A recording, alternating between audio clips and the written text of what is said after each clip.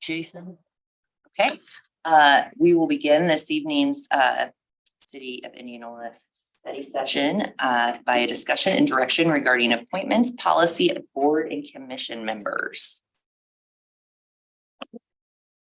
Hi, I wanted to discuss some of the policy that we have around our boards and commission members and some direction from you all about that. One of the suggestions that was brought up was that we need to make it more clear to applicants that they might have their qualifications or other factors that we consider discussed in a meeting. Just let them know that. And so I created a cover page that was in the packet.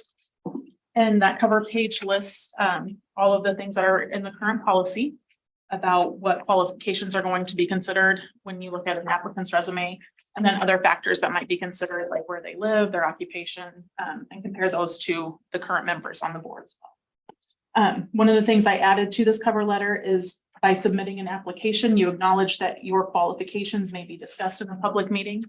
And then I added it again on the actual application page that just says the applicant's qualifications may be discussed during the public meeting. Have any feedback on that cover letter or the language that was added? I thought it was great. Yeah. Becky. And then the next piece was some information that I could provide to council if you guys would like when you're considering the applicant.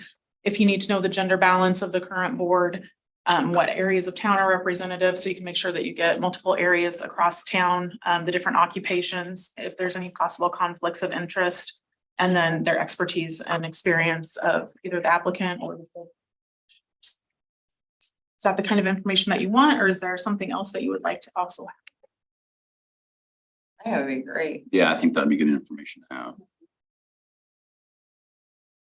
I think part of it too is, I'm not comfortable with what we're currently doing. I guess that's one of the things that we kind of talked about.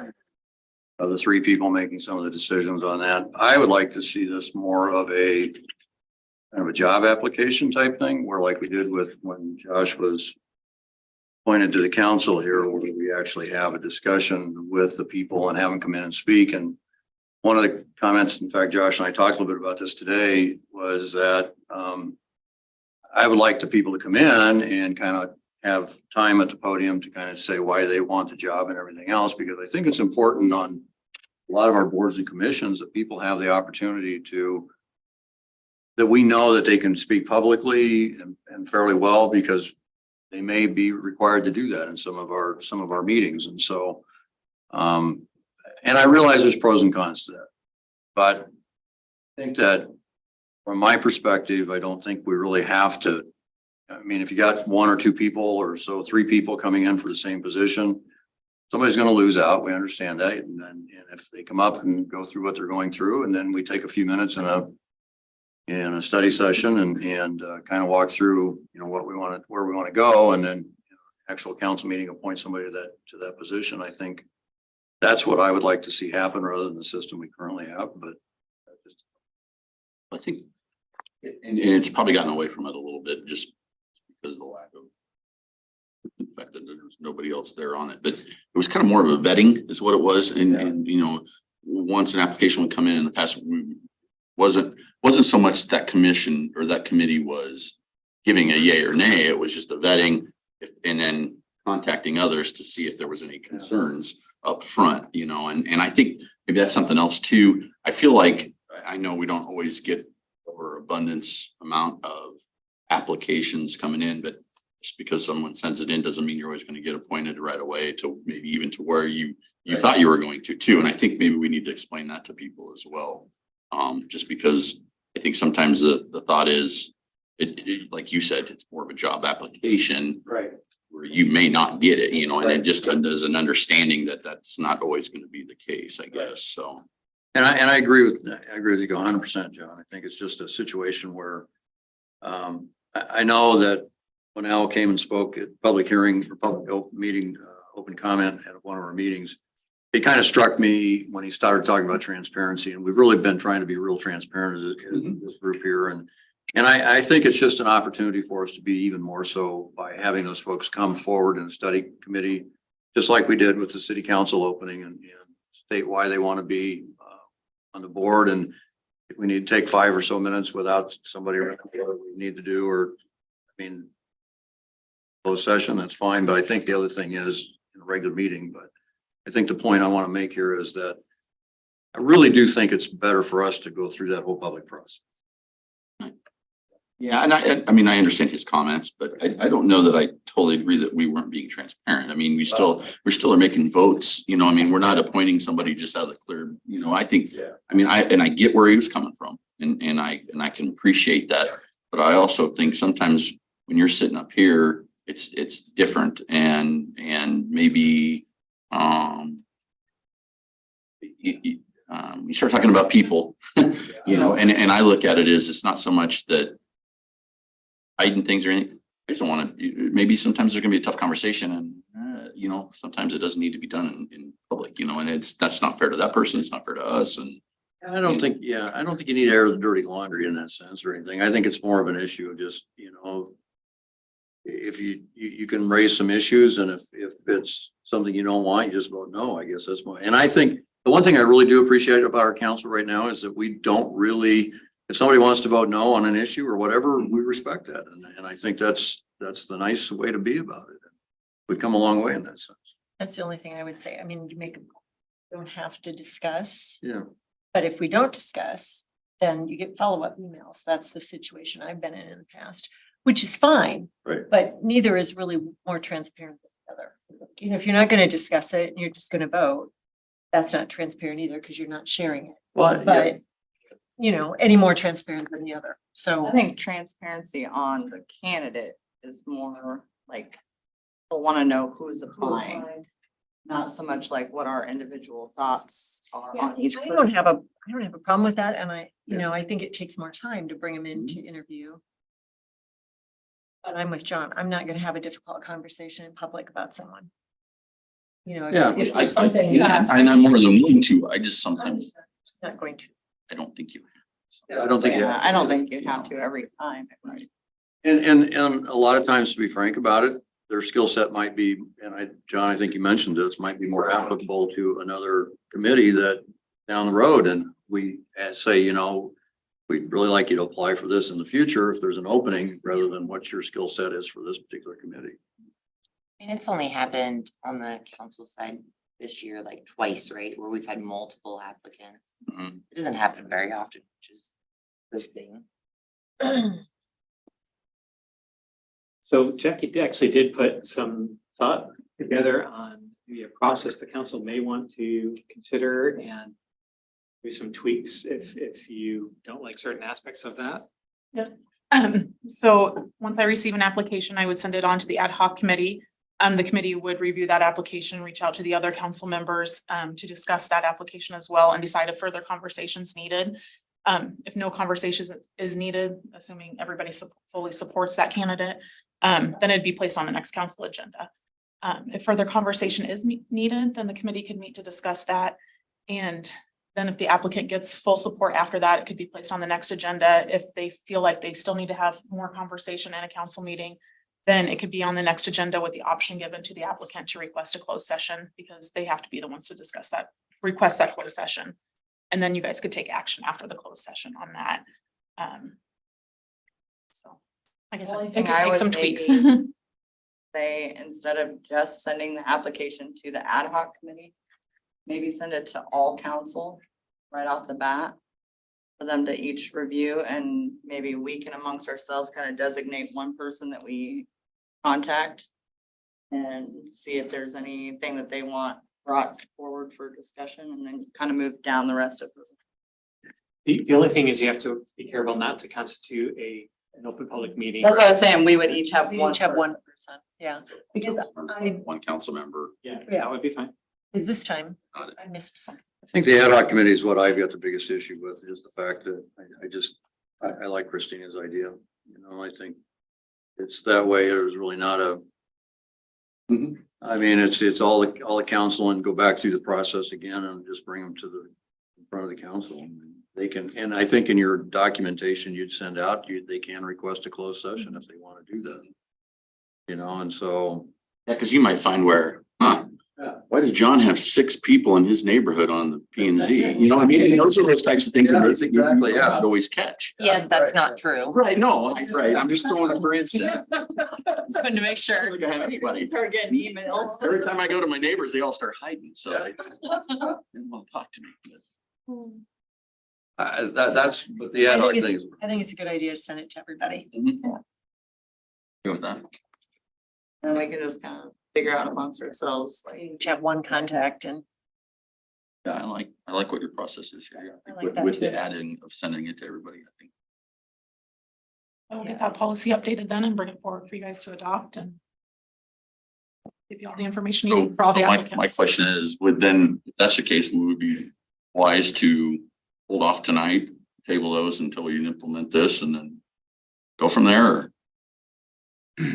Is there a time requirement for like inputs for either of the ones tonight that we could? What do we have tonight? We have a library. Those are mayor. We have 2 mayor appointments and 2 council Mayor. appointments. these are council, yeah, these are Yeah, for the for the council 2 appointments, council not the mayor. appointments, could we table those tonight and then get this all implemented and? like that. Well, we can do the mayor's though, right? Yeah, Yeah. that's a different, that's just the mayor. Yeah, that's her. Yep. Yeah. But I welcome all of your feedback. Yeah. So you know.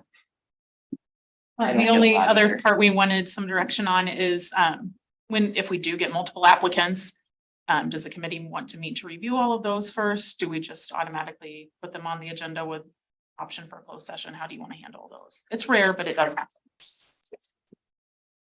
Maybe in the event that there's multiple, we do a closed session and just have that conversation and see if there's. You have to, they have to. They have to request request it. Yeah, Oh, we they can't have just- to Yeah, we request can't it. just have it. Closed session would be for that individual. Gotcha. Choose to do that.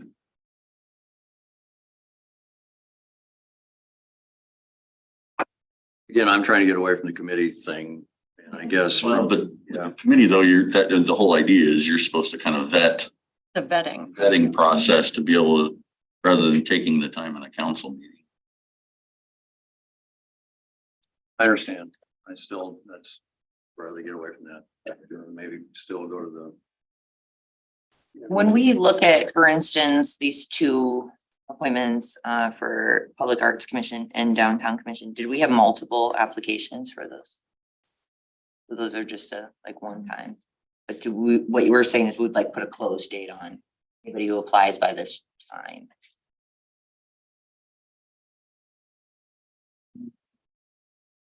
I mean, There's been times when I've gotten, an application on Tuesday and then I get another one Yeah. on Thursday. Do I Okay. automatically do first in? Do I don't want to decide. Well, and that's, I guess, in my opinion, that's where tough. yeah, I guess I'm not always in favor of, just because you send in your application, you're gonna get the job. That I guess is where I'm coming from, and it's tap dance on Can we put a that. deadline on when they have to have an application in by? No, because I think, here's my thing, I would like to have a whole stable of applications sitting and waiting, and that way, then you could reach back out and say, are you still interested in this? And you're always accepting applications. That type of thing. Because we never seem to, have a builder, and then to have it always filled all the time. Well, but I mean, if we're always accepting, but an appointment becomes open, can we put a deadline on that for that open seat? For when, because if we have a backlog of people who have already applied, anyone else who wants to apply for that then needs to apply by X date. Then after that, it opens back up. I see what you're saying. You could do that. That way, then if there's any interest, so in other words, we'd have those, you already have those applications there that Jackie would, if someone resigns off of P and Z and say, we need to fill this spot, then we've got 5 people that had applied. You could go back and contact each one of those first and say, hey, just so you know, this position's come open. And if you're still interested, let us know by this date, and then put it out to public. Hey, just so you know, we're taking applications right now. Yeah, I think that's a good idea. I do too. But yet we're always taking, but Right. reiterate that we're always taking applications. Like a finite Right. ending to the opportunity. I think that's a good idea. And if I get multiple ones, what do I do? I think it needs, at that point, it's not first in, It's, Yeah. I think it I think needs to just be, send it to all council and I think that the committees, kind of go through that process again and then let them vet it and make a recommendation to the council. I mean,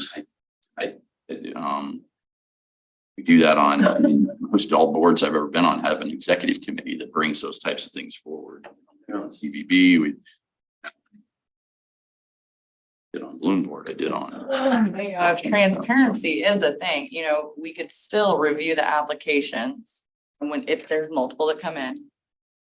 Send them all out to council, everybody review, you have your one person that you kind of make contact with, the ad hoc committee meets.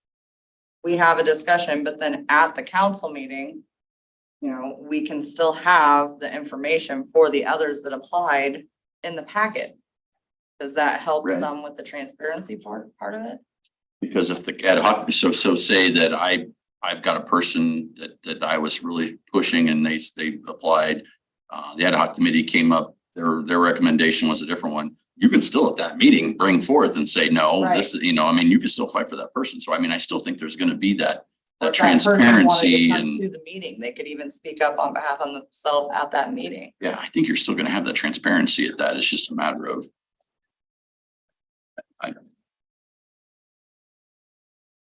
I'm just not in favor of the ad hoc committee. I guess I'd like to get away from that, but. And have the entire council make that discussion, have that discussion with folks. I know that it's a.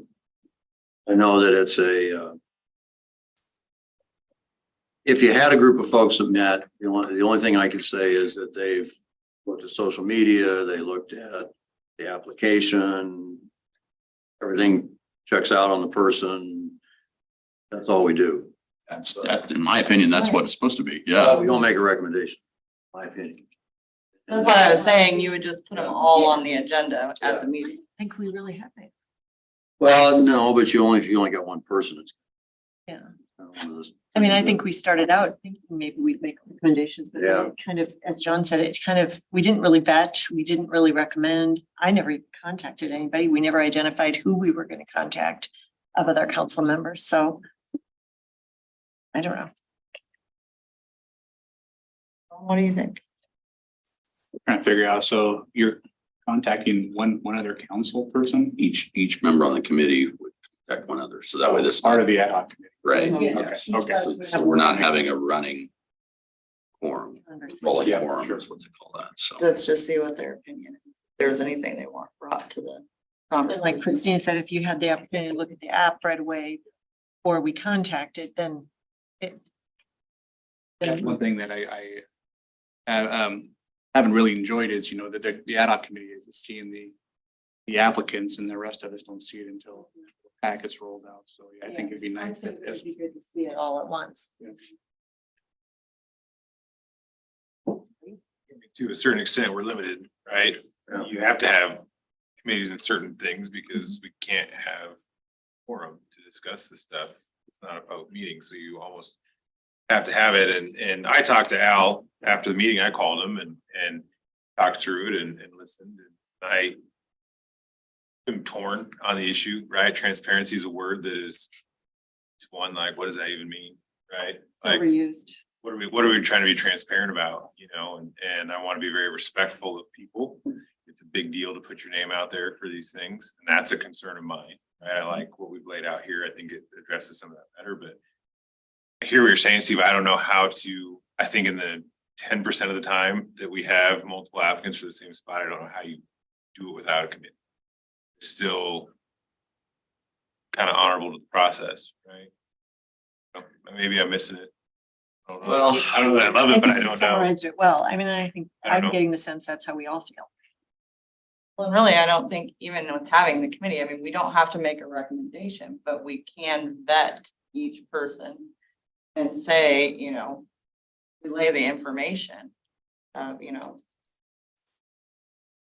vetted and X, Y, Z, and then everybody has the information. Well, I just like the way we did it with when Josh was chosen to take the council spot. We each made a vote in public and tallied, votes were tallied. And That's a council position. that yeah, I usually is understand, but elected. I guess from my These are perspective, appointments that are never elected. this is also true. But in this case, he wasn't elected either and future. I like that process because I think it is completely open. Everybody has an opportunity and you have a chance to listen to the person that's there. And give their reasons why they want to serve on that committee. And I think that's a big thing. To me, you know, I've sat through, well, probably all of us sat through a number of job interviews as far as interviewing people and, you know, bringing on new people and everything else. And I think it's really important to have that face-to-face perspective. Up until the whole world is watching. And that changes everything. Well, it does to a certain extent, but I guess from that perspective, you know, you can, how you want to handle it, but. It might discourage people from. It might, but I think, you know, if they know that we're gonna go through this whole, you know, it's clear that what we're doing is vetting some folks too, that as well. It's gonna, listen, you're gonna get some folks apply because they want to, some folks that apply, whatever, they have a agenda or whatever, and so, you know, I think that those are kind of things that we should probably do face to face. Well, and you did say they can choose to have a closed session to discuss. So maybe on the application, we ask, we want a closed session to discuss your qualifications. If they say yes, then we do it. If they say no, then we're free to talk about it at the council meeting. So we'll do that. We would do that for every appointee. And I think that it does, and How often though do we have? I know it seems like we have a lot right now because we had a lot of seats open at once, but how often does that really happen? You probably have an appointee once a month. You're gonna add 20 to 30 minutes to a meeting easily. And so instead of taking 2 minutes to approve a name, you know, If we get our meetings too long, people aren't gonna run for council. stay online. Yes, time isn't an issue for me. I think it's more process too, but, listen, that's just my opinion. I'm only one of 6, so I get it. Well, let's update the application. I think that's a start. And then maybe we, at our next meeting, can, in the beginning of study session, readdress this, let everybody kind of think about their thought process. The council side. I've spent time and I'm very anxious to hear about the next item. List as I'm looking at you, Ben. Does that sound agreeable to everybody? I'm fine with that. Do you want? So in the meantime, the original ad hoc committee would still be viable, but we will get everybody gets all applications to review. Individually, not as a groups. Do you want us to at least update the language a little bit more closely and then you can have a fresh Yeah. iteration to look at? Yeah. I mean, we can review it again, but I think there are 5 of us in agreement. You know, I don't really know why we have to go through it again. I mean, Let's let her play with it a little bit and then maybe. Do you want it just on the regular meeting for approval next time and you can have the discussion? That sounds good. Yeah. As new business. That sounds Because we have to That's do fine. that anyway to get it into place. So Be fine. Right? maybe if you get it put together, Jackie, send it to us. And then we can take a quick look at it and see if there's. Right. Thank you for your work, Jackie. Appreciate it. good ideas. Moving on to discussion and direction regarding emergency management dispatch services. Okay, Jason, can I jump on? So we've been having some really good discussions with Warren County with regard to dispatch services. Dispatch currently operates underneath the sheriff's department. And there's a desire to move that either away, being underneath the sheriff's department, to either being a department within the county itself or being a separate entity. Together.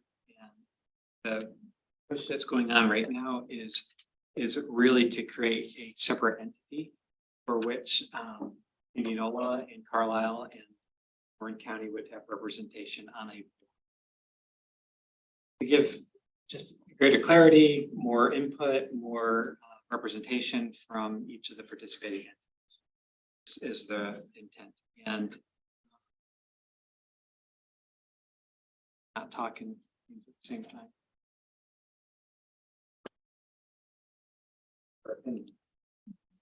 No, okay, on the screen. Oh, 433.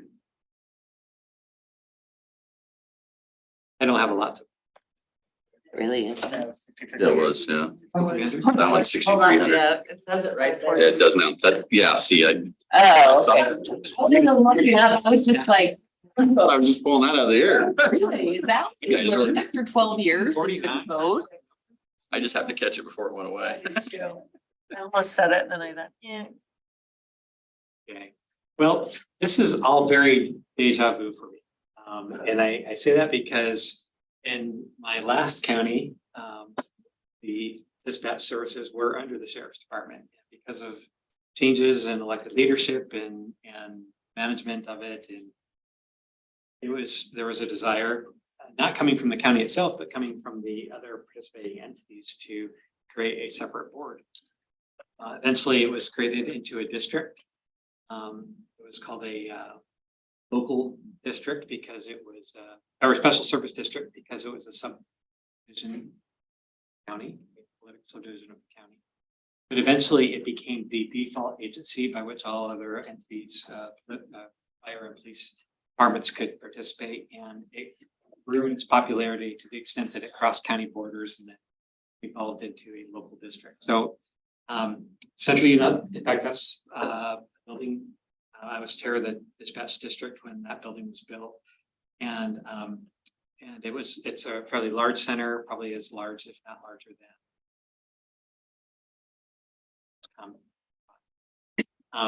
It brought in 13 police departments, 21 fire departments, and so this is just very reminiscent of what I've seen. And I know there was a lot of fear at the time, but what has evolved is a extremely well-run facility, raising the quality of service and the level of service provided to all of the residents of both Utah and Juab County, Utah. And that's really what we're trying to accomplish here, a higher level of service for the residents of Warren County, and to have such a high quality level of service that we encourage and invite to come back to that, to what we would call Warren County. Warren County would like to invite you as well as the Carlisle Council to a joint meeting in early September, and to talk through this a little bit. I thought it would be good to at least give the opportunity. I've kind of sent emails out a little bit about some of the discussions that are going on, but to give the opportunity for you to ask questions, to interact with each other about what is being proposed. Long story short, this is what would be considered a 28E. This is a draft agreement that has been put together. The language is still being fleshed out right now. Initially, it was talked about being a 3-member board, but very quickly evolved to a 5-member board because even though it's not a elected body that would fall under the same public meetings requirements that that an elected city council or commission would, we want to make sure it's transparent and open to the public, and that when people get together, we don't want to have it look as if that they're having a discussion behind closed doors, because there's really nothing behind. And furthermore, what was talked about is potentially having the 2 mayors and a county supervisor as the initial board members, and in that being the case, the county supervisor got together with either mayor, it already constitutes a meeting. Yeah. And so then you're kind of looking County like, seat. you can't even talk about city business, which has absolutely nothing to do with this. Right. So it quickly evolved into a 5-member board, much more appropriate.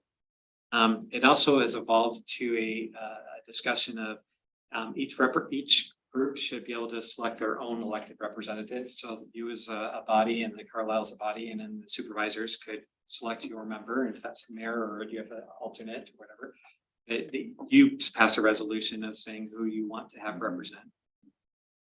In my last one, it started off elected and it quickly moved to alternates being city managers, and then it became city managers that really ran that facility, but it's fine staying with elected. It's actually very beneficial in my opinion.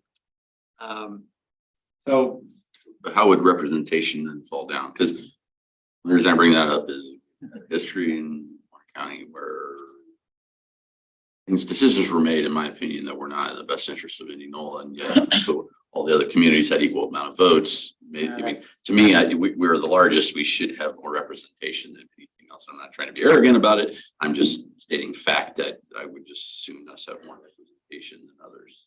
So that's some of the things that are still being discussed right now, Okay. but the board setup is being considered.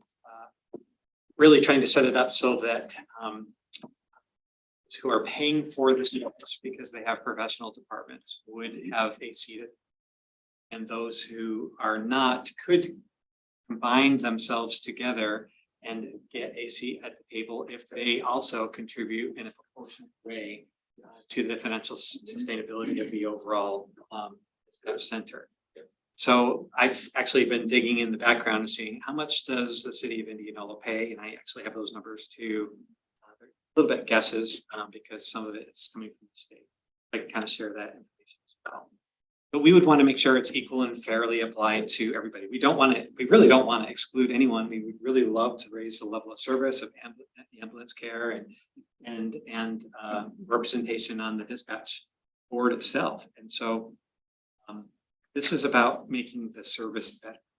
And I think a huge step was made under Tom Lampy as the dispatch director up until just recently, and the migration of dispatch into the Justice Center. I think they've got a very professional organization put together. Tom did take a new position with the federal government. We hate to lose him because he's nothing but professional, exceptional. And he's still a great resource that we've been tapping into. But they are in the final stages. We just conducted interviews. We appreciate Warren County inviting us to the table. Chief Chair and Chief Chia and myself all participated.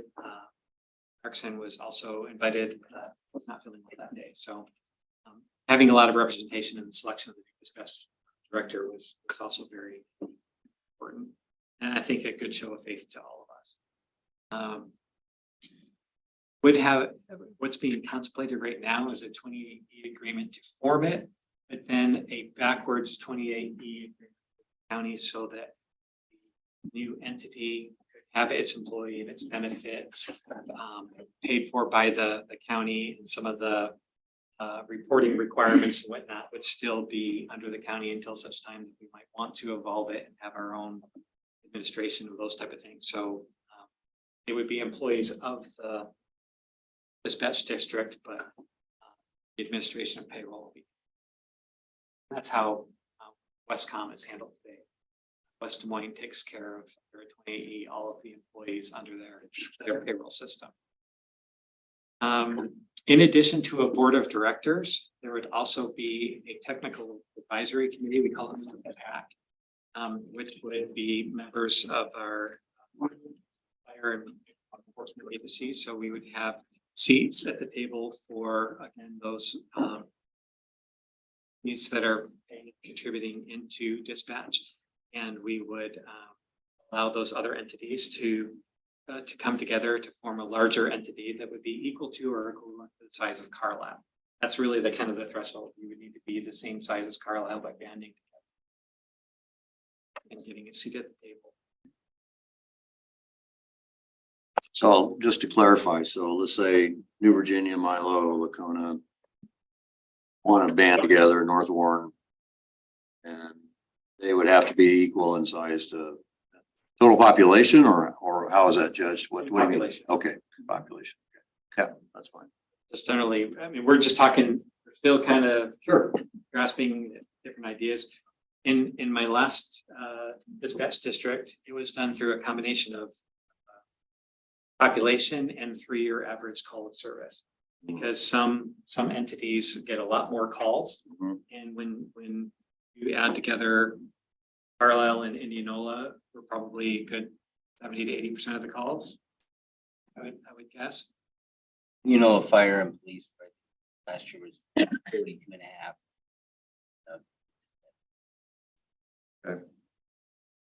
So it's important to have representation. So in my last one of the things, we all got together and virtually all of the votes were very systematic and they were unanimous votes. Once you get things up and running well, didn't have a lot of items that were contested or controversy or anything. But at any point, any of the entities didn't have the ability to say, no, I disagree and call for a weighted vote that would be based on population. That's not contemplated in here. But that's something that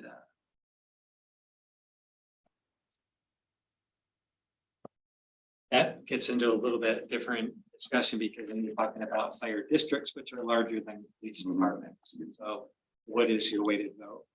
So we want to make sure we get it right and we have a really good healthy discussion. And so I want to make sure you go into that discussion prepared and if your issues and concerns are addressed. The technical advisory committee we're envisioning would have the sheriff, the chief of police of Indianola, the fire chief, the chief of police of Carlisle, as well as their fire chief, and a representative from Warren County Fire Chiefs Association, as well as the director of the emergency management, just so that there's a good breadth of representation and that there is representation on that board by the fire chief as well. So that any issues or concerns are brought to them. In all reality, most of the technical issues, the policies, the day-to-day operations would be handled by the executive director of the facility. But as those issues are vetted through and it needs to come from a technical aspect to the entire board, they can write a policy and get it approved by the board of directors going through the right channels, kind of like for a planning commission before it comes to state. They're focused in on land. Those are the major issues. Does anyone have any concerns, things that I should be representing back? We maybe do a poll of who can be there on, I know the proposed date is September 7th. Heard from Gwen, she can't be there on September 7th. I can as well. Just wanted to kind of. Anyone else had any conflicts? What time? Did they propose 5:30? 5:30? 5:30. 5:30. I can make it. In my events, it's my son's 18th birthday. He'll ghost me and won't want to do anything, so. No, he's gonna want to hang out with dad. Gonna make it. So it's okay, Ron. So 2 out. We can certainly ask for a different day. And that's kind of what I was like hoping that we could just gauge everyone and see. I can make it work. I'm good. All right, well, never mind. The majority can make it. Michaela did say she would have the option for Zoom too. There's nothing to say we couldn't ask them to do a doodle poll and send it to all the elected leaders. I know what I was all asking. sides, and then just 3 or 4 different dates and then find the one. That would be nice. They initially wanted to do it like last week with like 6 days notice. And Ben handled that gracefully. I think the county's really working good. County attorney and the sheriff are really putting a good model. What happens if, say, the next year they go to 5 supervisors? We have an election at the end of the year. What happens if when those 5 supervisors come in, they say, we want to take dispatch back? Well, this is actually creating a separate entity that. They can't. I don't think they can Okay. certainly verify that. The 28E agreement, what depends on what the basis of the 28E agreement would be too. What's the time frame to have somebody opt out? Certainly something we could raise and make sure that there's language in there. I think we really have to have a good conversation with Norwalk, because my conversations on an elected official level, they have no interest in coming back. They're very happy, but again, on a staff level. So in talking to my counterpart Luke over there, and together with Devin and Luke, and ultimately they want to represent their residents the very best possible way. So the most important thing for them is the level and quality of service. If this entity comes up to speed and proves to be equal to or equivalent of Westcom and the services they can provide, and we can do it less expensively by bringing their dollars back into Warren County, and it saves their residents a couple $100,000, and they would be open to discussion. But that takes a couple of years of proving our worth before they would get what's happening at the state legislature and tightening up funds. $200,000 or $300,000 really means a lot. Each one of our.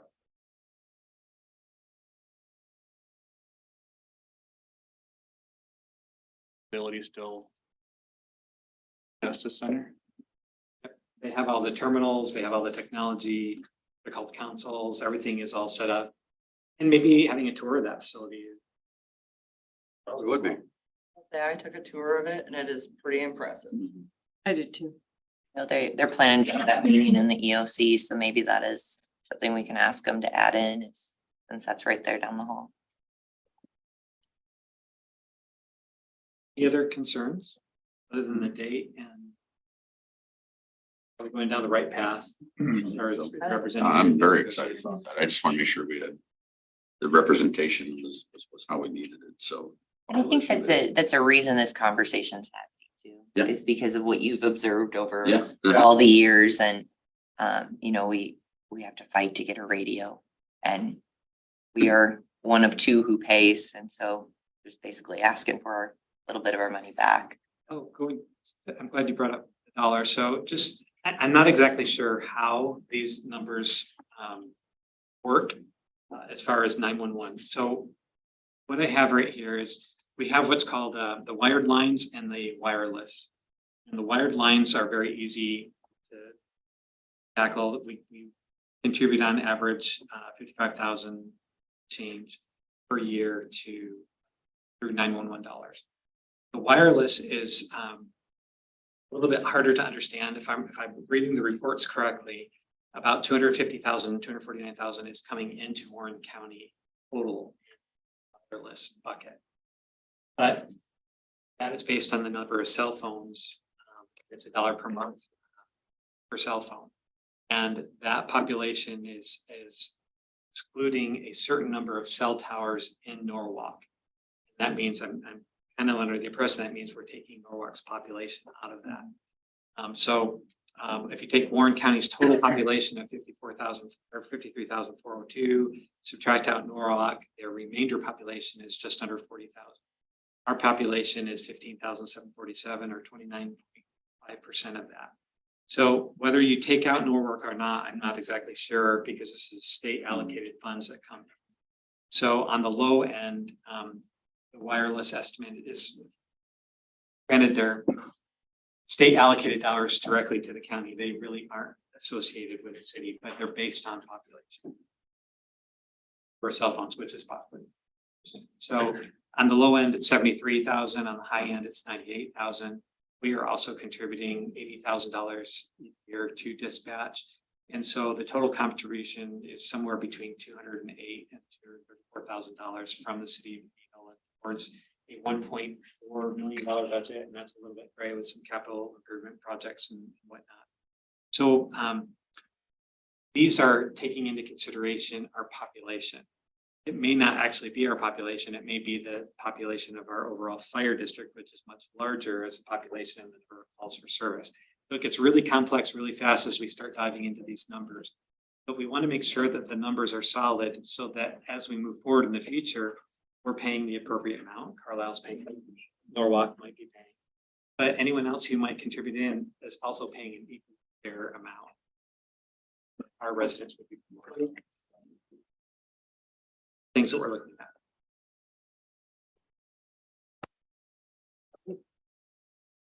I don't know, the only thing I would do, and it kind of goes back to the question the mayor asked, make sure that we've got something in there about the 2080 agreement, the length of time, if somebody wanted to pull out and what we've got there as well.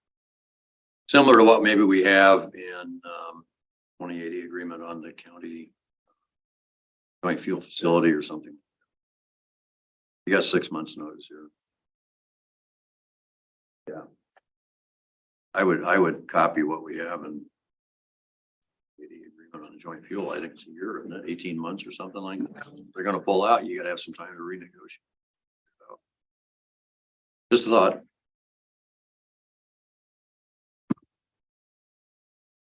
Any other questions? Will you follow up with Michaela about a doodle poll? Perfect. I do have one thing that's on the council agenda tonight if we get to that Didn't even point. let me read number 3. Steve, you're all excited. Discussion regarding upcoming agenda items from within the regular August 7th, 2023 city council meeting at 7 p.m. Rather than pull it off a consent agenda, it's the budget calendar that we've got. If you had a chance to listen to the league's 90-minute program on House File 718 and what it all entails, they're suggesting to us that we do not wait until the March 12th, I think it is, download our information, that we actually March, the hearing notices or they upload the property tax. I see he's got March 1st here. That's probably a better date. They're suggesting that we do it just right around that time or before. I think this has been changed a little bit from what I saw earlier. It was Yeah. March 12th, and Andy, you're Yeah. pulling that out, switch Yeah. it to March 1st. Okay, good. Because they're suggesting that the time that the county auditor will have to mail out items if you wait till the very last minute is a very short window. And they suggested that we don't do that because we might be holding a hearing before they have all the information out to the public. So I'm glad we did this. So thank you. Okay, I guess we'll take a break until 7 p.m.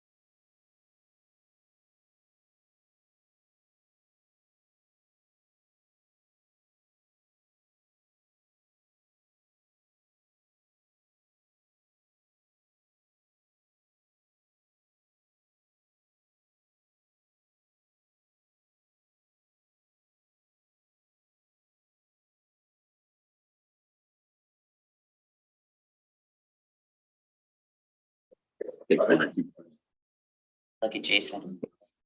Oh, no, green.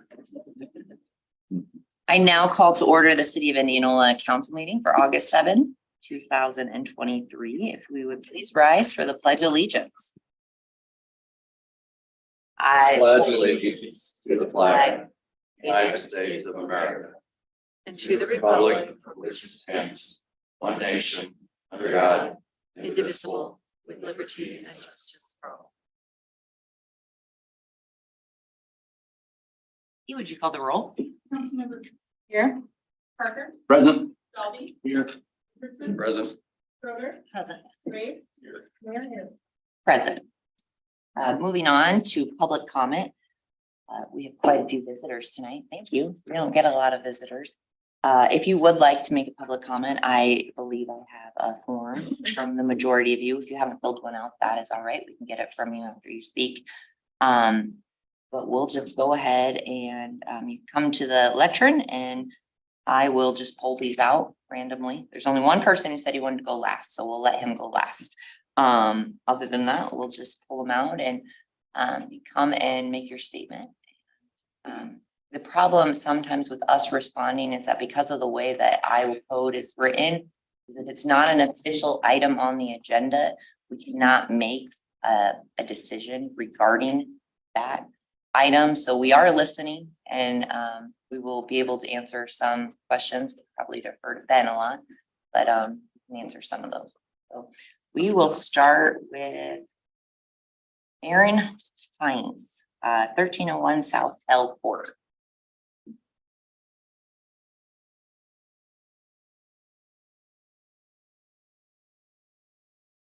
Thank you. I think we're here tonight just to discuss just the cost of the K development. I think the biggest thing, which you guys have done really well communicating with us through email. A lot of times we've just been told, hey, we don't know the assessments yet. We do understand that, but just we are worried. We do want to validate our concerns because if you're looking online on the Indianola website, it does say that the estimated cost could be up to $8 million. So if that was over exaggerated and we've heard that you've taken out the boulevards and done some things to decrease the cost, let's say it comes in like 6 million. Historically, Indianola taxes or special assessments are around 30% to the people within the 300 feet mark. So that come out to about $1.8 million to be assessed to the residents down K Street. When you take that, divide that by about 45 residents, that comes out to around $40,000 per individual. So we don't know the numbers yet, but we just want to get ahead before the numbers do come out and let you guys know that we are concerned. If someone's bill does go down to 10,000, then that means that someone else's bill is going to be 70 or roughly. We know there's a couple large businesses on the north end, but still we're just concerned and we just want to bring that to your guys' attention before the numbers even come out.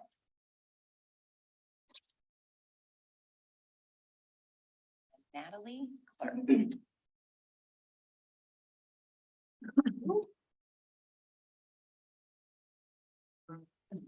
Hello, my name is Natalie Clark. I live at 1306 South L Court and I'm speaking on the K Street pavement project.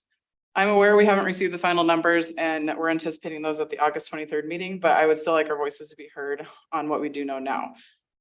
I'm in support of something being done to better the dust control in the neighborhood, but I'm not in support of a financial burden that's going to be put on the families who are being specially assessed. I understand there was a traffic study completed in 2018, and that is a study we are going off of now in 2023. But so much has changed in the Deer Creek neighborhood, with many new houses being added, an abundance of traffic using K Street as a connecting street to homes south of Deer Creek, West 17th Avenue, a shortcut to Highway 65, 69, the city dog park, the Annette Nature Center, and Lake Aquabi. In my opinion, another study should be completed before moving forward with this project. The residents in the Deer Creek neighborhood on South L Court and West 14th Avenue have already been assessed for the street their driveway goes out to within the cost of the lot they purchased. It's not fair to assess those residents another time for a street that their driveway doesn't even touch. Are there other residents in the city of Indianola where streets have been changed from gravel to pavement and residents have been assessed for 2 separate streets? Within the city policy folder on page 164 under the non-TEA 21 streets, it states the city council on non-paved streets will assess all eligible construction costs up to 31 feet B to B to the property owners. The assessment will be based on the benefited area. Of course, I will benefit from this project. I do understand that, but will the person 2 houses down from me benefit? Will the people across the street and up the road? Will their house assessments go up as much as you're saying ours will? Why are they not a part of that assessment? Also, in the policy folder on page 164, under the non-TEA 21 streets, it states on paved hard surface roads, the city council will assess 0% of the eligible construction costs up to 25 feet B2B residential, commercial, industrial, and nonprofit organizations. Before our house was built on K Street, or before our house was built, K Street was chip coated and from my understanding, changed to gravel around 2017. Did those residents get compensated for the lower quality of the road? If it was already classified as a hard surface, shouldn't the city assess 0% of the residents since the city decided to change that from chip coat to gravel? I reached out to the surrounding city mayors of Norwalk and Carlisle to see how they handle assessing their residents on projects of this nature. Mayor Phillips of Norwalk stated, for road replacement, we do a special assessment in Norwalk. We assess for the secondary storm sewer, curb, gutter, and sidewalks. Norwalk uses bonding to pay for the center portion of the street, which I believe is usually around 90% or more of the cost of the project. The Carlisle City Administrator, Devin Markley, stated, in Carlisle, council chose to use the back of the curb as the dividing line. The street, curb, and anything in front of the back of the curb are the responsibility of the city. Anything behind the curb, sidewalks, subdrains, driveways, etc., is the responsibility of the property owner. The city of Indianola should really consider treating the residents like the surrounding cities. Of course, every city has their own way of doing things, and I do understand that, but it seems like Norwalk and Carlisle are really take into consideration the financial burden they put on their residents in the special assessments. I've been told that the Flint method is the way to be fair because that's how we've done it in the past in Indianola. But from my research, I can't find another street that has been changed from gravel to pavement that is even comparable to K Street. As stated before, K Street is a through street, a connecting street and a farm to market road. Highway 92, there are signs pointing towards K Street to use the road to get to the Annette Nature Center. You're promoting the use of K Street to get to other city, county, and state funded venues. A street project, we have been told, is comparable to our street project as West Euclid Avenue. West Euclid is not a through street leading to other venues and residents like K Street is. Also, the total original special assessments on West Euclid were around $400,000 with individual resident assessments falling between $11,000 and $21,000.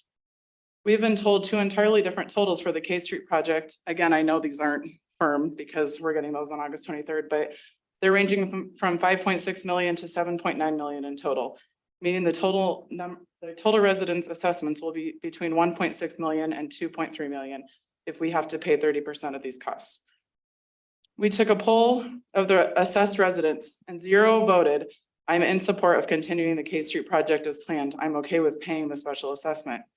But 100% voted, 100% who took part in the poll voted that they would like to see a different plan be considered before moving forward.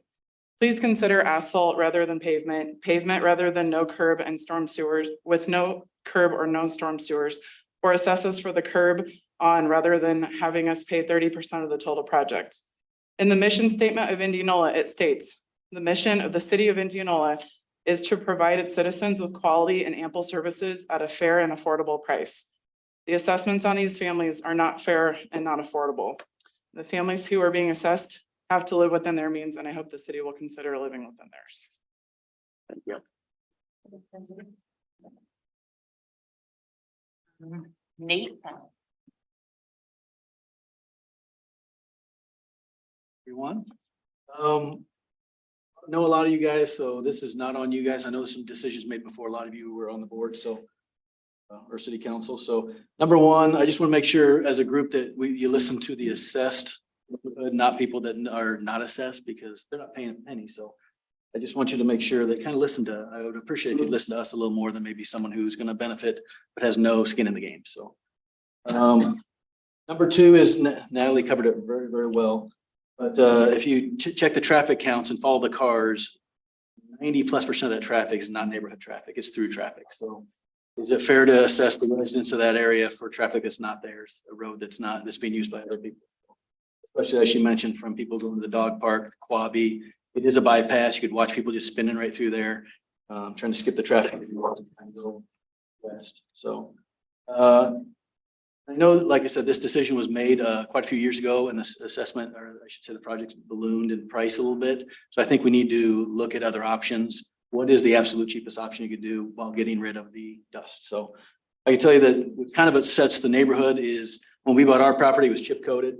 Why was it chip coated? I know it's not your decision here, but why was it chip coated, not just finished when the developer bought the land and started developing it? So I think there was a mistake made and now we're paying for it. It should have been a road the second the developer started developing. So now residents within 300 feet are paying for this, and maybe some other in the neighborhood are not, so. Then she mentioned the, methodology you guys use to assess. I would love you to look at it. Like I said, 90% traffic is not our traffic, so why would it be assessed like it's just a neighborhood road? So it's a different type of road. Why can't it be assessed differently? What other options are there? So those are my main points. Thank you for your time. Thank you. Jordan. Ferber. I don't know if I said that right. Furby. Furby. Yeah. Jordan Furby, 1308 South Bell Court. I think the biggest thing too, and I appreciate council giving us time, is just, I think all the residents of the Deer Creek neighborhood just want to be heard. I know earlier this year, I believe some members of council went door to door, just talking about the solar project that was going to be at the water treatment plant. We always appreciate that. Open communication is the way to go. But with this project, haven't felt like we've been talked to nearly as much. So that's just something I know as we will get the assessment, we'll be reached out to, but we want to be involved in this project. I think most people can agree the simpler the better. A road that isn't dusty is, I think, what most residents would agree is fair. I know my property, all of it is not within the full 300 feet. So I would only be assessed a portion of that. But I know that some of the houses that are a little bit closer to the road, dust that is in gutters and the dust that is on playground sets and the dust that is in the grass. I mean, it's out of control, frankly. And I think, like we said before, to be able to go back to maybe some chip coat would be a nice possibility. The other thing too, that we saw with some of the initial plans a couple months ago is that there would be a sidewalk. Frankly, we don't need more walking traffic down there, especially if people are going as fast on this road as some of us have seen. We also have enough people that cut through the neighborhood to go up to the Indy 66. So something else to consider. Just curious too, I don't expect an answer today, but just curious as far as I understood that this project was budgeted for many years ago. Again, I know not probably any of you were on the council when that happened, but it sounds like it was then redistributed over to the Hillcrest Avenue project. I'm not sure if we're able to, but maybe we delay this project, see if we can budget for this, because it sounds like it previously was. So in the end, we want to work together with council. We appreciate all the work that you guys do and look forward to your response. I think that is one that we can probably, Jordan, answer on in regard. I can't speak to the year it happened, but maybe when the money, we went to a bond, interest rates were great. This was, I believe, before COVID, right? So we took out a bond for Hillcrest and for K Street. Hillcrest, actually, what had happened was we got a federal grant for that. So that money, the way the legislature was written then was that we had to, I believe, give that money back. So the K Street money that we borrowed, it is not indicative to cover the whole project. So I believe, I don't even want to say the wrong number because it's just one more number, but I believe it's like $3.2 million. I think we bonded. Now, Ben, I may be way off on that number. I am way off. Okay, so I am way off. So that's why I don't like the. It was 20 or 21 when we did it. We'll go through and present. It probably is best not to open. Yeah, see, because I just threw out an extra number. That's why I said I in didn't there. expect a response. But yes, so that was essentially why they and the federally covered project is on a timeline as well too. Must be done by a certain time or we don't get the funds, so. We get it. And living over there, I'll tell you, it's tough right now. Thank you. All right, James Berkey, you're here. James's mom and sister are my favorite bingo players. Yes. On Fridays. I love the Parks and Rec. Thank you, Mayor and council for allowing us to come and speak. I heard some of the folks, Natalie presented actually a lot of the points that I was going to talk about. The issue that came up with some folks making comments about hearing communication from the council as well as emails My wife and I, Lynn, our property actually butts up to G Street and K Street. So we have entrances on both sides. G Street is chip coated. When we first moved into the area, K Street was chip coated. Dust was minimal. However, some point, again, after we moved in, they went ahead and changed it over to gravel. None of that time were we ever approached and or discussed or talked to related to any kind of changes that were happening. I do want to point out too, and again, we love this community. But since moving into the community in 2018, our taxes have gone up $4,000 for property taxes. Now, had we known that when we first moved in, that our taxes almost yearly were going to raise $1,000 a year, we probably would have considered another community. However, we have family ties here. But not just that in point, I want to oppose and go on record opposing a bike path down K Street. If we pave that street, traffic runs right now at breakneck speed many times. I see cars going down through there. I wish the police would sit at the end of our driveway like they used to when we first moved in, or even over in the church parking lot and clock some of the cars that come down through there, because they are going faster than the speed limit for that type of road.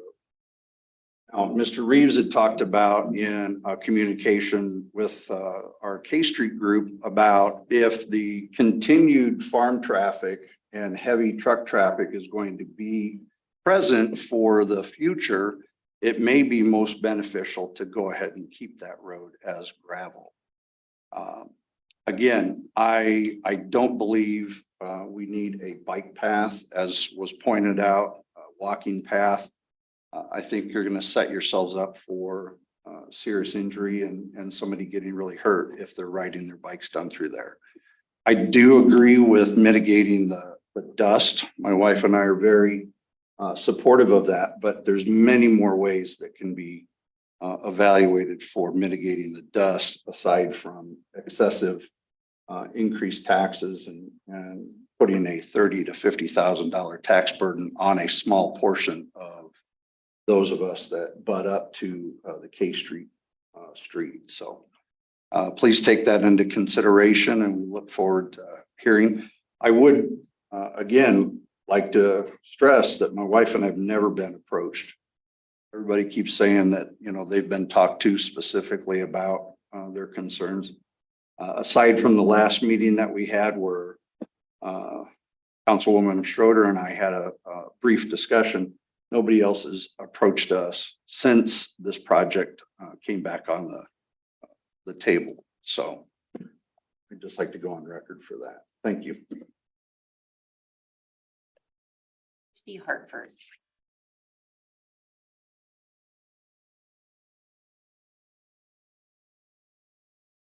Hi, I'm Christy Hartford and my address is 1302 West 14th Avenue. And I'd like to talk about K Street assessment as well. I'm not in favor of paving K Street if it means a special assessment. Like everybody's been saying, we're all in support of the dust issue more than anything. I understand we don't know numbers yet and that we'll receive more specific information at the meeting on August 23rd. We moved to our home in June of 2015. And at that time, K Street was seal coated. We moved from out of state. We didn't know the special assessment things that were happening here, or that was a thing even. And in 2016, the city decided, I think it's 2016, maybe 2017, decided to downgrade to gravel. We would have never imagined that after moving into a home within city limits, that the road by our house would switch to gravel and remain that way for 7+ years until we were willing to foot the bill. We weren't involved in any conversations or decision-making when chip seal to gravel, kind of like Jim was saying. And so if the argument is that pavement will increase our home value, then we receive a tax break for the lowered value of our home during the years when the road went to gravel. In the other instances in Indianola where the Flint method had been used, the roads were residential. K Street is a through road with very few driveways.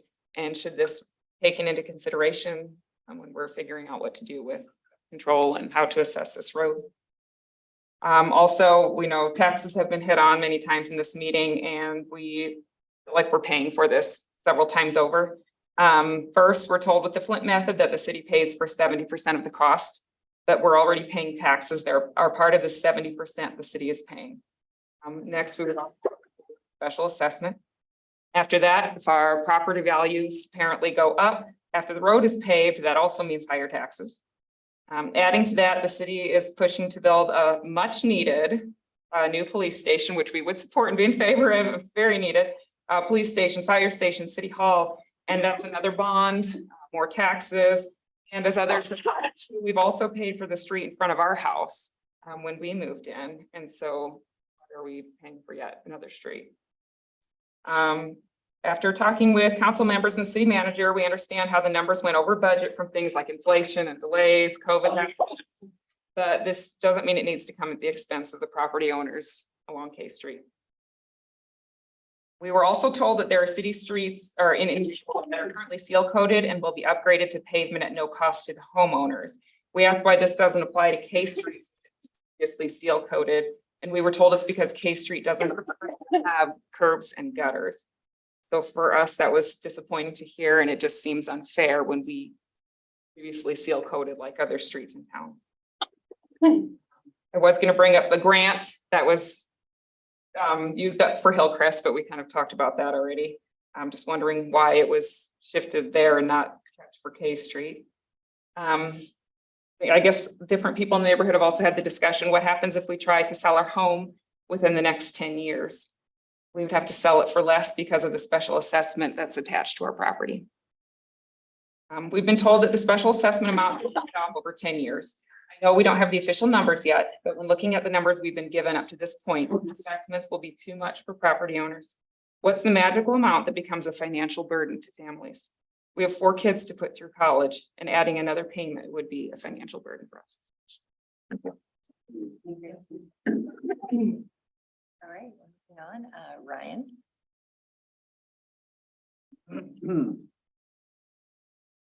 Name's Ryan Hartford, 1302 West 14th Avenue. I also would like to talk about the K Street project. First off, I'd like to thank the small amount or the council members that did meet with our small group and help explain the project, and the mayor, and also Ben Reeves for the amount of questions that came out of those meetings. That helped out a lot. Like many people here, I would like to see K Street improvements. And the road become what the city really needs. However, numbers outlined for the special assessment far exceed what should be placed on a small group of property owners.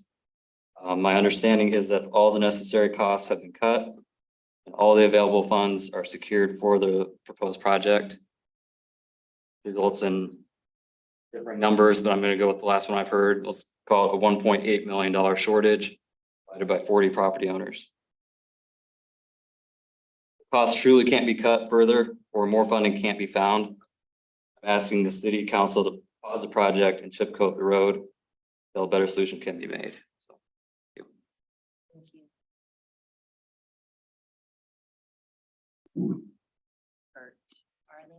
Arlington. Right. Apologize, Robert, if I said it wrong. That's right. I get that all the time. Once again, thank you for your time. I'm here today for the K Street project as well.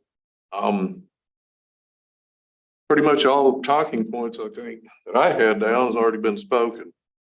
I moved in, it was chip coated. Used the road quite a bit then.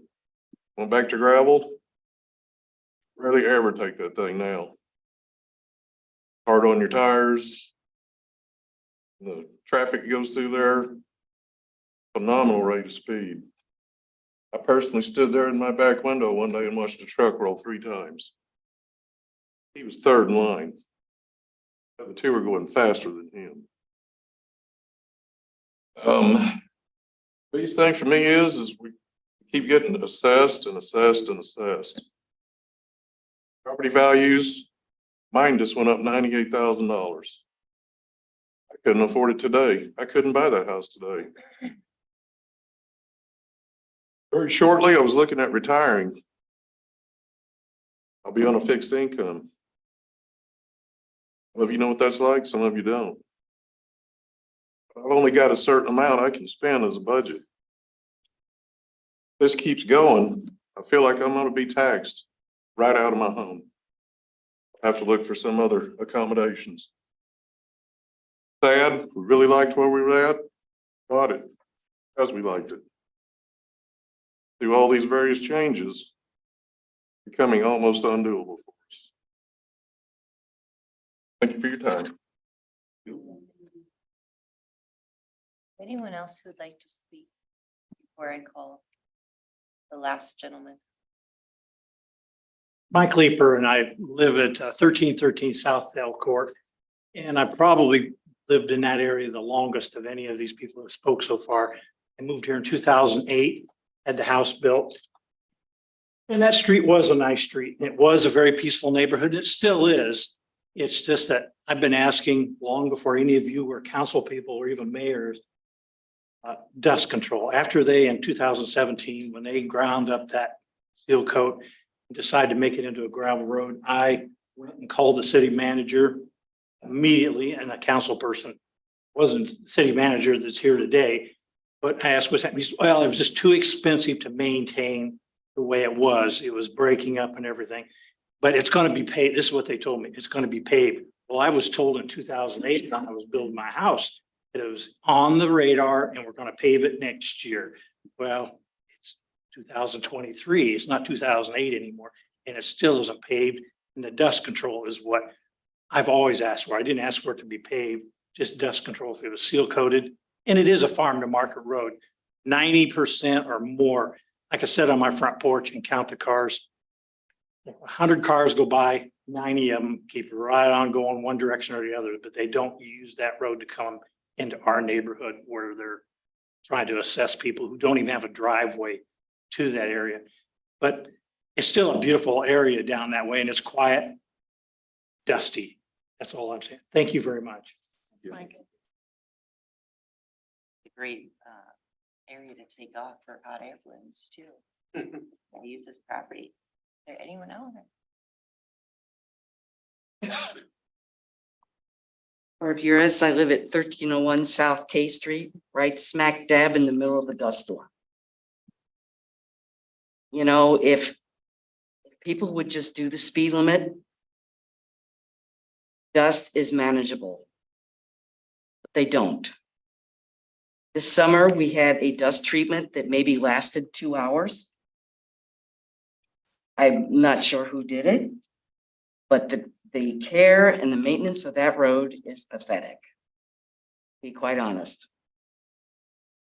I recently had to get up and clean the mud out of my gutters because they were overflowing.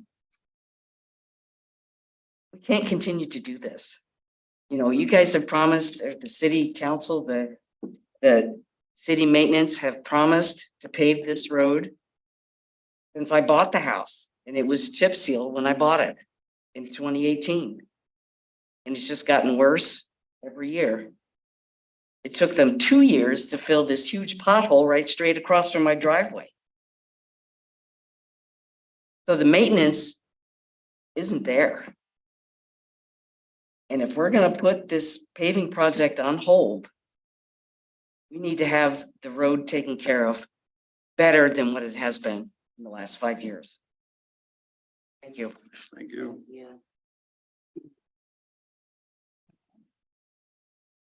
Rich Stray.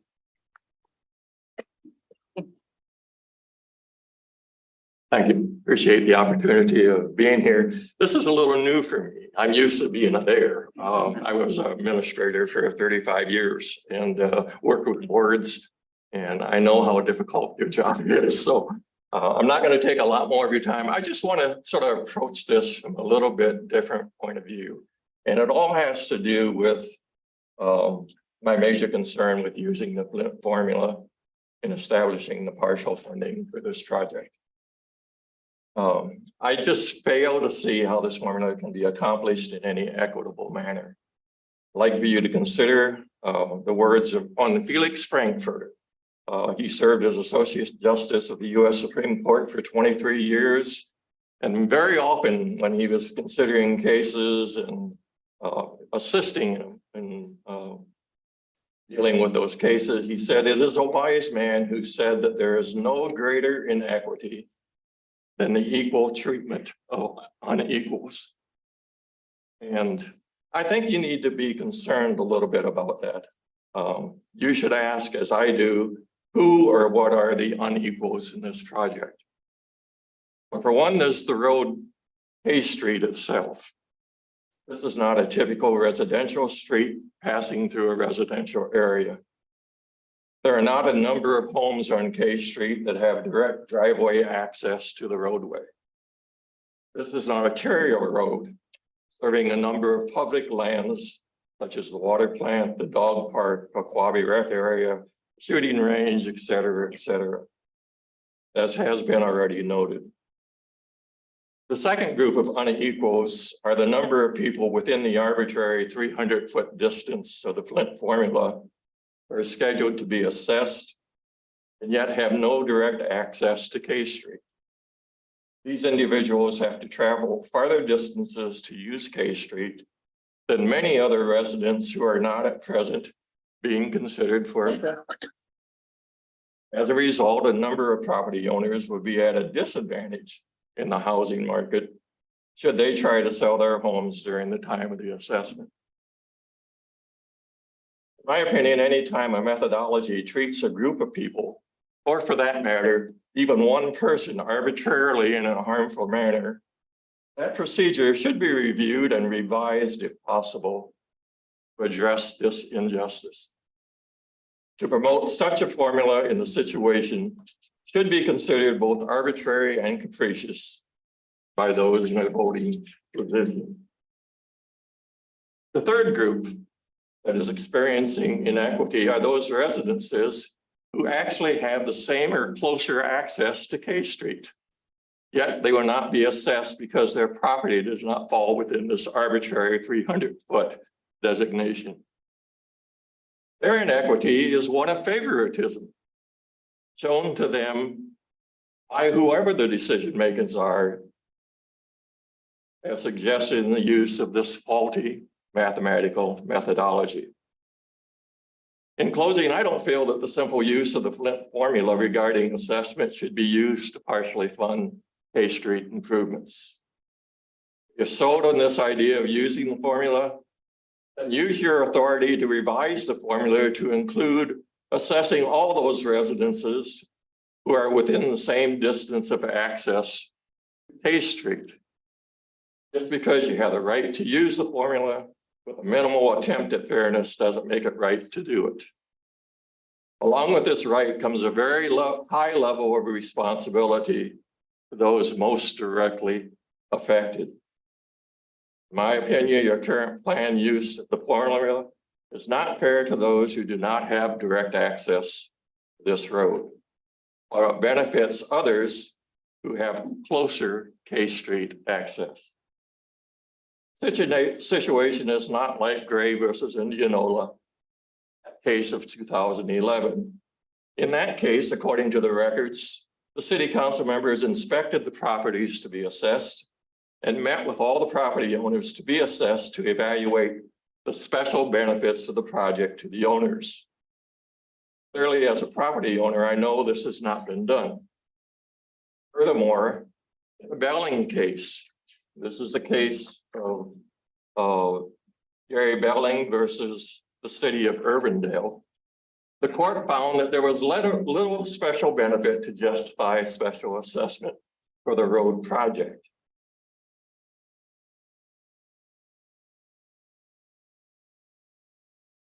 This situation, in that case, according to the records, the city council members inspected the properties to be assessed. As I said, they met with all those assessed to evaluate the special projects or benefits of the project. In the Belling case, as I was stating, it was shown that there was no evidence that the improvement resulted in any increased market value for many of the properties that were being assessed. I guess I'm gonna challenge you to show me how my property will be benefited more than my neighbor who is not scheduled to be assessed. Or to those across the street who will not be assessed. Secondly, in the Belling case, the court ruled in favor of Belling and others because it was evident that the primary purpose of the road improvement was clearly to afford a general benefit to the public because the road was considered an arterial road. It was there to handle heavy traffic by the community as a whole. This is definitely true in the case of K Street. It is for these reasons that I feel the use of the Flint formula for gaining funds to improve K Street is very inappropriate. Again, thank you for your time and hope you take into consideration our viewpoints this evening.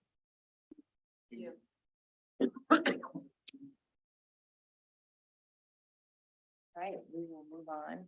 I'll be available today for the rest of the meeting, but thank you, and we look forward to seeing you all this 23rd, correct? August 23rd.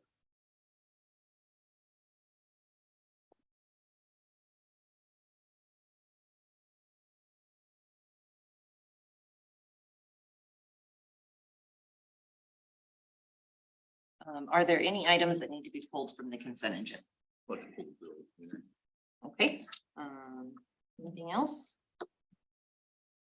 What item was that again, Don? I'm sorry. The bills. I can deal with you, thank Claims. Claims, Okay. sorry. All right, you. I would move everything other than item B. can I get a second? Any discussion? Anything, Ben, that we should highlight on here? Or the sets two public hearings, the first for rezoning purposes and the second with regard to tobacco sales permit. It contemplates the liquor license. Seriously. Tobacco permit.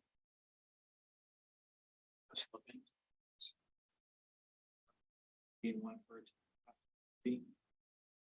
renews refuse hauling.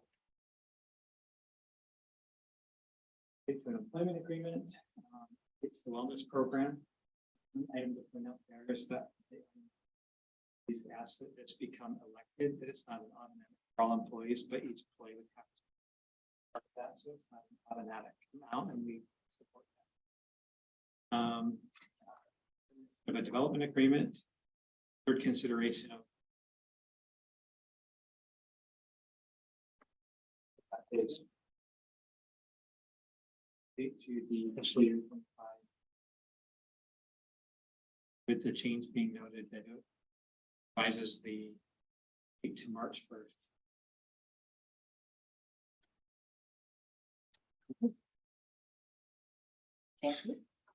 Councilmember Schroeder. Aye. Dave. Aye. Steve. Aye. Parker. Aye. Dolly. Aye. Bridges. I need a first and second motion on item B, approval of claims. Second. Other discussion? Jackie? Councilmember Parker. Abstain. Dolly. Aye. Aye. Schroeder. Aye. Dave. Aye. Steve. Aye. Moving on to council report, I need a first and second motion to receive and file the June 2023 EMS billing activity report. Second. I mean, because I'm sure our fire crew wants to answer all of them. We'll start firing them at you. Ron, you're usually the fire guy. It's constant. All right. Oh, look at, he's even standing up. He's waiting for one. My name's Eric Ed. I'm the appointed EMS captain, so I'm sure I'll be maybe to most of these and actually know what some of this means. So Pretty fun here. yeah. If there's any generic questions I can maybe try and answer or take back, even more than happy to do so. All right. We're good. Thank you. Thank you. Thanks, Aaron. All right. All those in favor say aye. Aye. Opposed? Motion passes. Item B and C, for if we want to table those. The best way to do that, that was the appointments from the council. Either do a motion table or if you want to just wait until the next meeting, motion to continue for a time, sir. So my question is, do we want to, is one meeting going to be enough? I think it's going to be two because we're going to have the discussion at the next meeting. Yep. So can we say, can we defer them for two meetings? Okay. September fifth. The September 5th. Okay. That motion that we would, do I need to do them both separately? No, you do. Do them both at the same time? Okay. I make a motion that we will defer item B and item C, consideration of appointment and reappointment to commissions and boards to September 5th meeting. Second. All right, is that just a simple motion then, Jackie, or? Yes. All right, all those in favor say aye. Aye. Opposed? Okay, moving on to item D, the Central Iowa Regional Transportation Planning Association. Is that it? CERTA? Mhm. Did I say it right? All right. Councilmember Richardson. Planning Alliance, but that's okay. Yeah, sorry. Thanks, Steve. You're welcome. Essentially, it was a lot of, the meeting was essentially a lot of catch up on things that had been kind of hanging along, invoicing and funding requests and things along that line of which we all get copies of. And I've talked about before about what our funding is coming and what we plan on getting here in the future. One thing though, that there was a report and optional vote on the Iowa DOT RPA planning funding alternative, how to change RPA fundings calculated by the DOT. DOT is making some changes there. Essentially, it doesn't really affect us much, but we had to kind of take a look at that a little bit and see regional planning associations, what RPA is. Also, there was a discretionary grant program planning application. We're planning some grants. No local matches required. We would identify vulnerable infrastructure.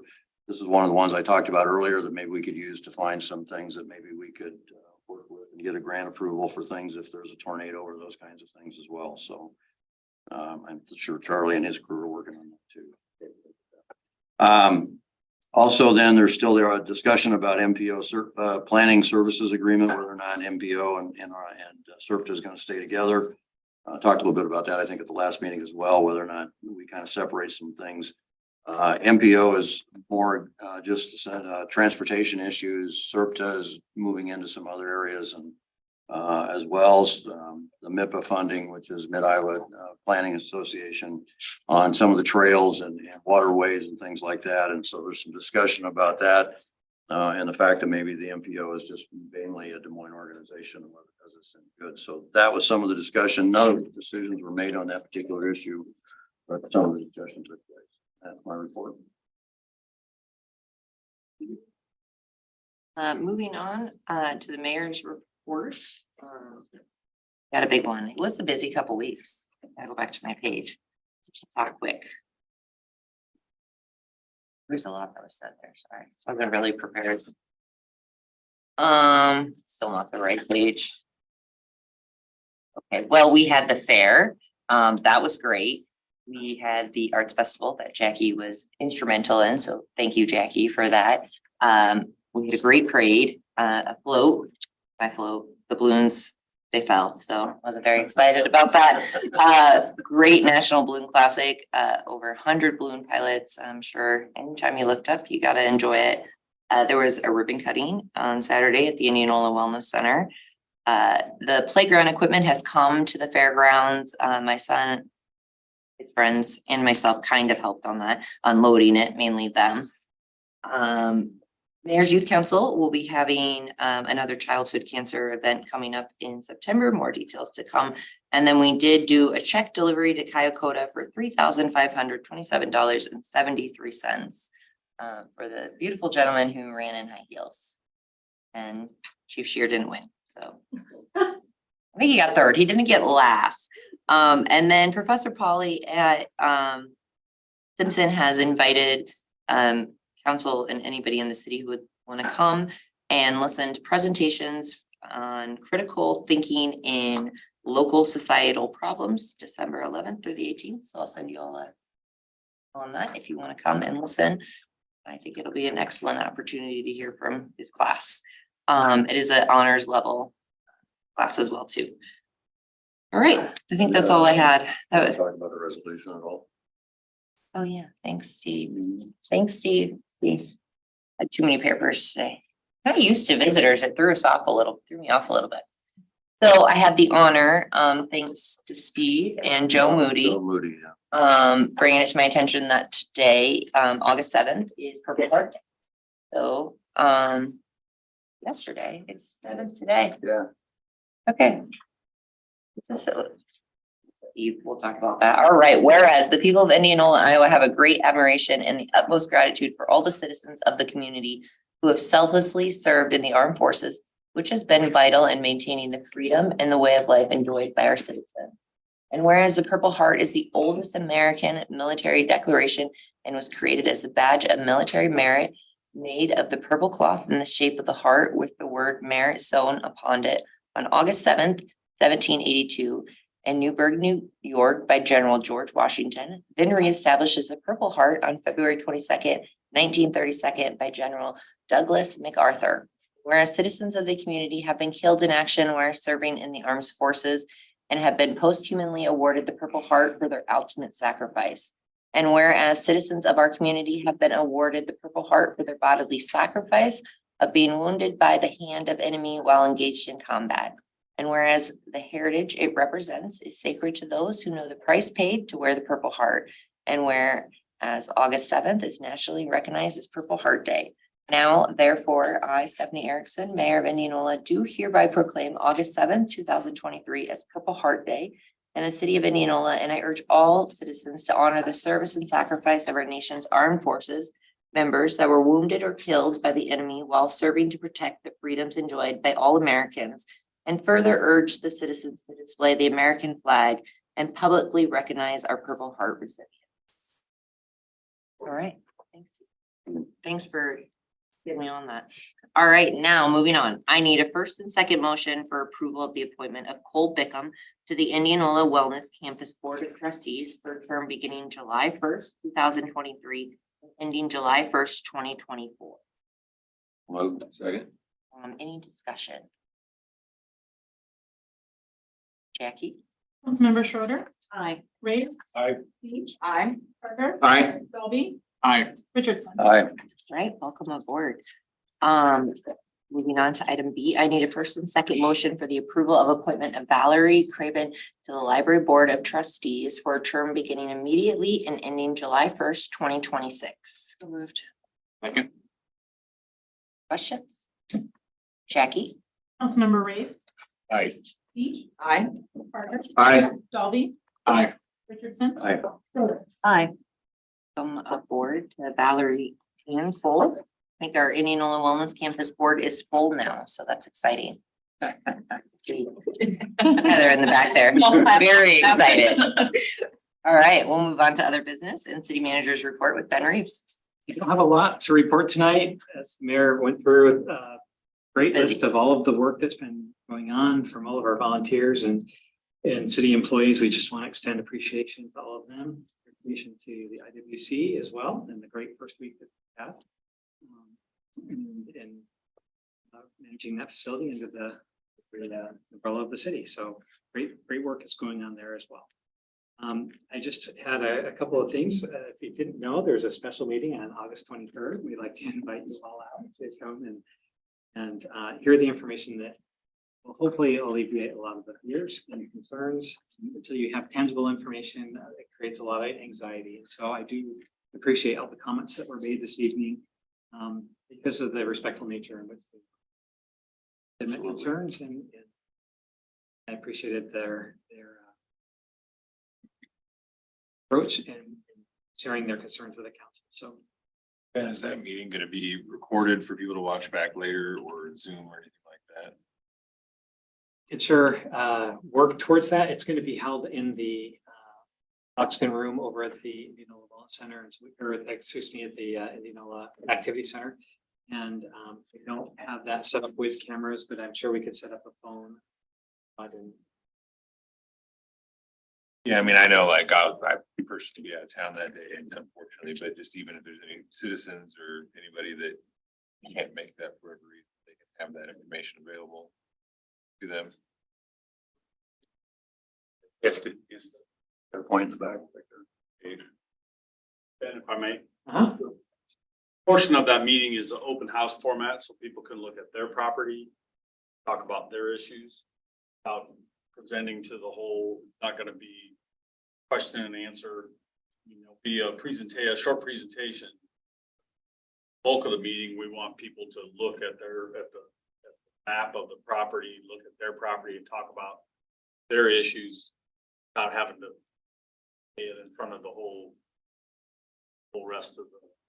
There'll be two parts of it. There'll be presentation and there'll also be open house format.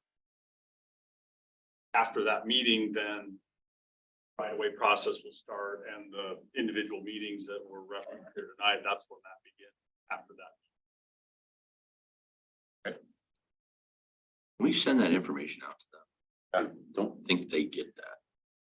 Oh, we've sent that. We have, okay, all right, perfect, then yeah, that's fine, that's not what I'm hearing from them, I'm kind of gathering that they think it's gonna be an open. Everybody or just in response to the questions you received? In response to the question. Yeah, so technically went to one and then probably was relayed maybe, so I don't know, Is there a way we can publicly post that just for everybody? it might be helpful, at least to the people that were.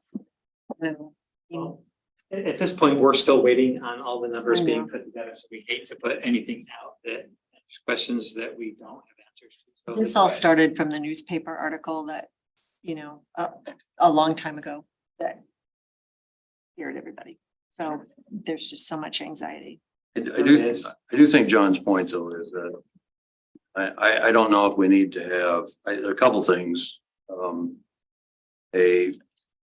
Something that's sent out says the format's gonna be a short presentation, and then you'll have an opportunity to discuss with staff or engineering or council members present about your individual property.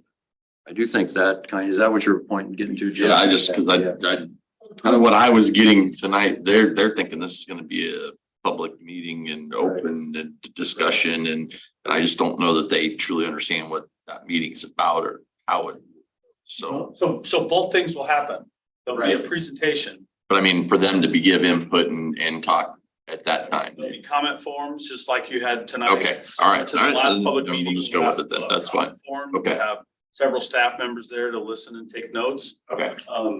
And again, we wanna show them their property. We're talking about engineering stuff here too, is Yeah. how drainage is working on their individual properties, more than just the assessment. I think that's top of mind for a lot of people, but there's more to the meeting than just how much is your assessment? And this meeting is not a public hearing. A public hearing will be held in the overall process for which they will have. And then we do need to have a timeline of when those meetings are gonna take place, and I can't get a copy of that then. So, here's the timeline. I think, and Dave, you probably took notes back there too, but there are some fair questions that I think we probably need to address in your presentation. Special assessments are complicated. They are very much so, the chip code issue though, and the cost and long-term maintenance of that and everything else, I get that. There's things there that I just want to make sure that we can answer in a meeting type setting. But, I would like to go back and get the facts on when that time frame of that chip code, because it wasn't any longer than when I was on council. It was a gravel road beforehand. For 2 years, it completely failed. It was way too expensive to But maintain. it sold all the lots, which is, we all built in that 2-year period. But I go, right, and that road was so bad, even with, so my question is we're kind of getting a little gaslighting in remembrance of what that was. They think this was this panacea. There was the greatest thing was this chip code. It was horrible. But it wasn't dusty. That's the It thing. wasn't dusty for 2 years, and then it was even worse because then you had big chunks of the asphalt that was breaking up and flipping up, and you had huge holes. It was a worse road. It's been worse since then, to be honest with you. I mean, You have to be out there every day, John. No, the dust is. No, but I was on council when we No, did the chip coating, and so I'm hearing that this thing was done in the early 2000s and it was on there forever, and no, it was 2 years. They know it was. No, they don't. No, they don't. I did not hear that tonight. Chip coated when they bought their lots. That's all that matters to them. They don't care. They bought them in like 2014 and 2015.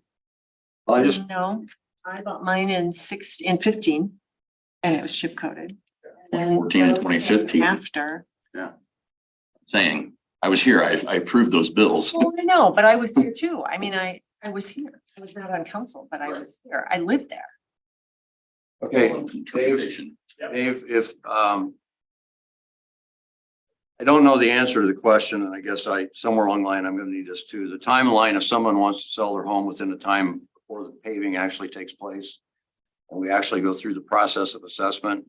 In other words, once we actually assign assessments, maximum assessments to a property, I think some of the folks are kind of curious about that too. Is there, what happens to the house? Is that assessment then, if they're in the process of selling, or if it's sold just prior?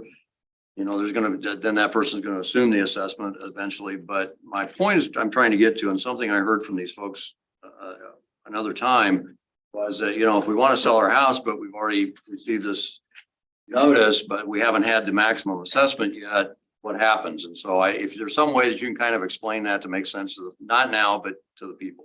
Okay. But I think in that case, as a seller, it's something that should be disclosed. It should be, correct, right. Has- It has to be, Has it to be. cannot be. But again, if we actually as a council haven't voted on actual assessments yet, you have to disclose it's gonna be coming, but the question is whether or not they assume. I got a call from a realtor about one that is coming up for sale. They haven't listed it Yeah. yet because they don't have this information. They can't give full disclosure because they don't know. There's just so much anxiety about the unknown. It is, and and that's what we talked about too. But again, Dave, I know you're gonna answer most of those questions. Just want to make sure we do. Sounds good. Also, you, our good attorney here, Doug, just informed me that court action has begun. And it's okay to share this, that court action has begun in the Horseshoe Apartments.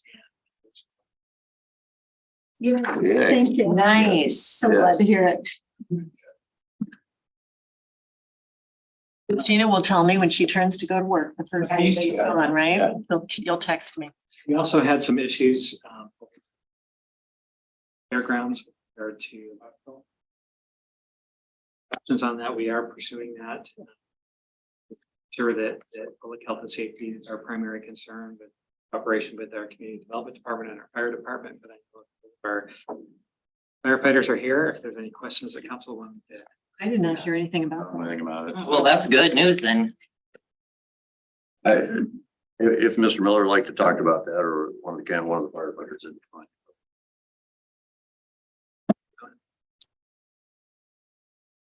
Good evening. My name's Ted Neller. I'm the recently appointed fire marshal for the city of Indianola. So in regards to that, we never received any 911 calls to let us know what was going on out there. We did receive several citizen concerns addressing what was going on the 29th.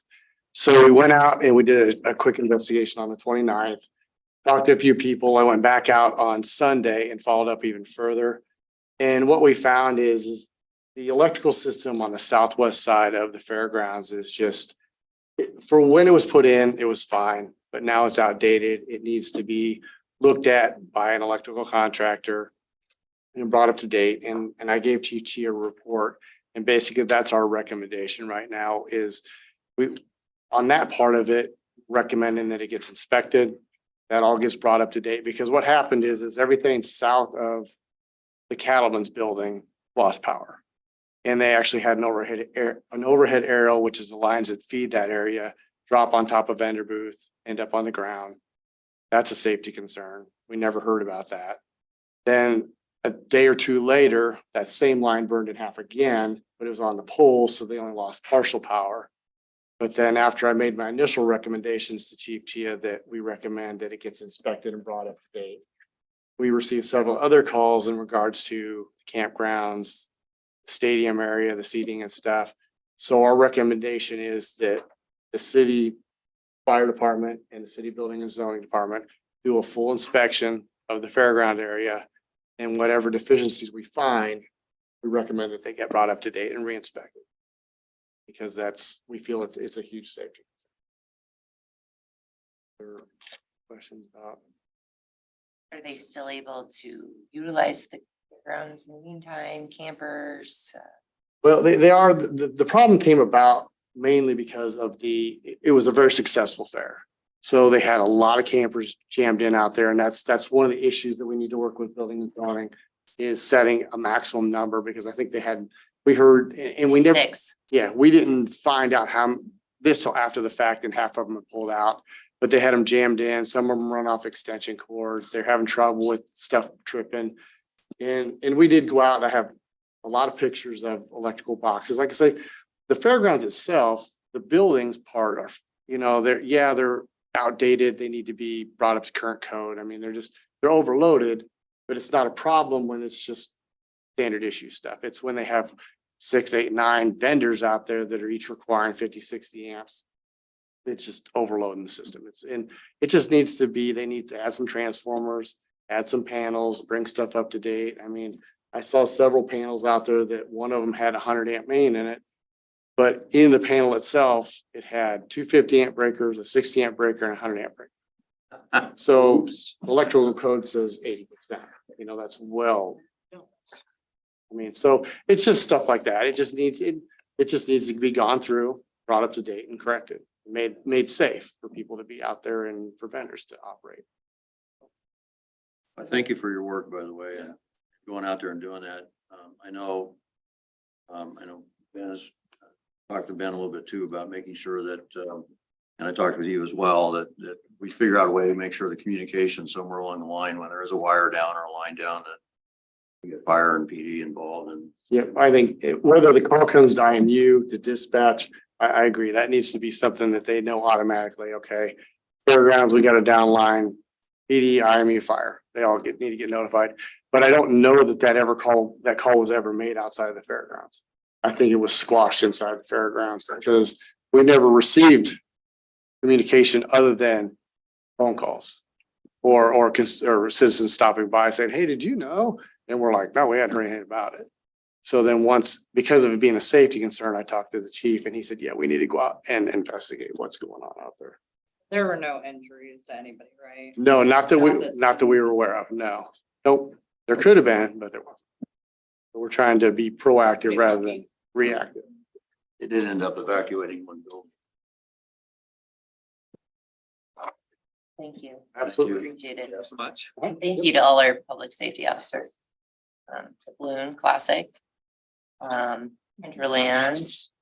Friends looking extra toasty with a nice tan. And working on those events because it's a lot of work. Thank you. Else? Okay, can I get a first and second motion to adjourn? Second. All those in favor say aye. Aye. Opposed? All right, we are adjourned.